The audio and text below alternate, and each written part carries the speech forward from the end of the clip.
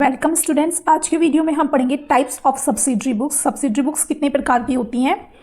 तो subsidiary book क्या होती है, ये एक तरीके से लेजर की बुक्स बोल सकते हो आप। जब हम किसी भी कंपनी का लेजर बनाते हैं और वो लेजर बहुत बड़ा होता है, इसलिए उनको हमने बुक्स की फॉर्म में डाल दिया, तो एकदम लेजर की तरह बनेंगी ये बुक्स। और इनके नाम होते हैं purchase book, sales book, purchase return book जिसको हम बोलते हैं डेबिट नोट की बुक, सेल्स रिटर्न बुक जिसको हम बोलते हैं क्रेडिट नोट की books, bill receivable book, bills payable book, और एक होती है कैश बुक, और एक होती है जर्नल प्रॉपर। अब सबसे पहले बात करते हैं परचेज बुक्स के बारे में। परचेज बुक में हम रिकॉर्ड करते हैं क्रेडिट परचेज, ठीक है, ये याद रखिए। कैश परचेज होगा तो आप डालेंगे कैश बुक में, लेकिन अगर बिजनेस में क्रेडिट परचेज ऑफ गुड्स है, गुड्स का क्रेडिट परचेज है, तो ही आप परचेज बुक के अंदर एंट्री करेंगे।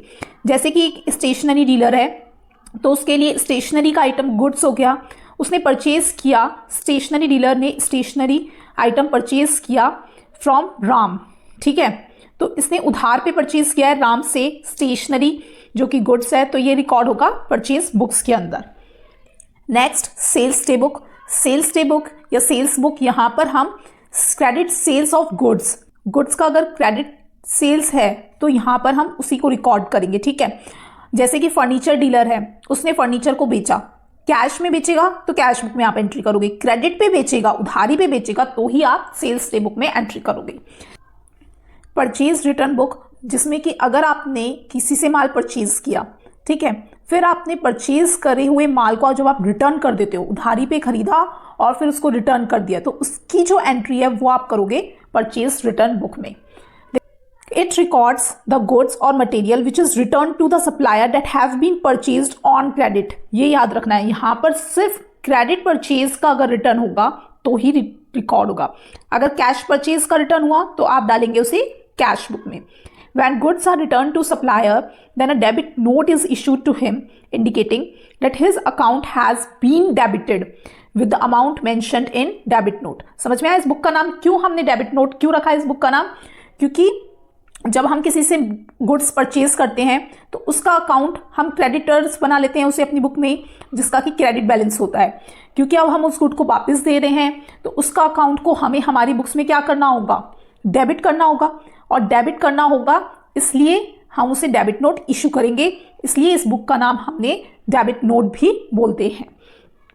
नेक्स्ट देखिए सेल्स रिटर्न बुक या फिर क्रेडिट नोट। सेल्स रिटर्न में क्या होगा, जैसे आपने किसी को माल बेचा, उधार पे आपने माल बेचा और उसने आपको रिटर्न कर दिया, ठीक है, तो आपने अगर उधार पे बेचा हुआ माल आपको वापस मिलता है तो उसको रिकॉर्ड करने के लिए आप सेल्स रिटर्न बुक में करेंगे उसे, एंड उससे आप क्रेडिट नोट इशू करेंगे। देखो क्रेडिट नोट क्यों, जैसे आपने किसी को माल बेचा, ठीक है, आपने किसी को माल बेचा तो वो आपका क्या बन गया, डेटर।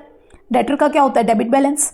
उसने क्या किया, अब आपको आपका माल वापस कर दिया, तो आपको उसे क्रेडिट करना होगा ना, आपने उसका डेबिट बैलेंस कर रखा है अपनी बुक में, तो उसे क्रेडिट करने के लिए आप उसे क्रेडिट नोट इशू करेंगे। It records the goods and material which is return by the purchaser that had been sold on credit, ठीक है।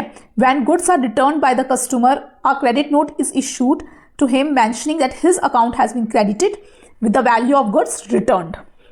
अब नेक्स्ट देखिए bills receivable book. Bills receivable book नाम से ही पता लग रहा है, यहाँ पे जो बिल ऑफ एक्सचेंज आपको रिसीव्ड हुए हैं या प्रॉमिसरी नोट जो भी रिसीव्ड हुए हैं बिजनेस को, उनकी रिकॉर्डिंग की जाती है। नेक्स्ट देखिए बिल्स पेबल बुक। यहाँ पर हम रिकॉर्ड करते हैं उन एक्सेप्टेंस को जो कि हमने क्रेडिटर्स को दिए होते हैं in the form of bill of exchange और प्रॉमिसरी नोट, यानी कि हमने जो क्रेडिटर्स को दिए हैं बिल्स ऑफ एक्सचेंज, उनको हम यहाँ पे रिकॉर्ड करते हैं। नेक्स्ट सबसे इंपॉर्टेंट कैश बुक, जो कि बहुत इंपॉर्टेंट टॉपिक है जिसे हम कल के वीडियो में डिस्कस करेंगे। बच्चों अगर आपको हमारी वीडियो पसंद आ रही है तो इसे लाइक, शेयर एंड सब्सक्राइब करें।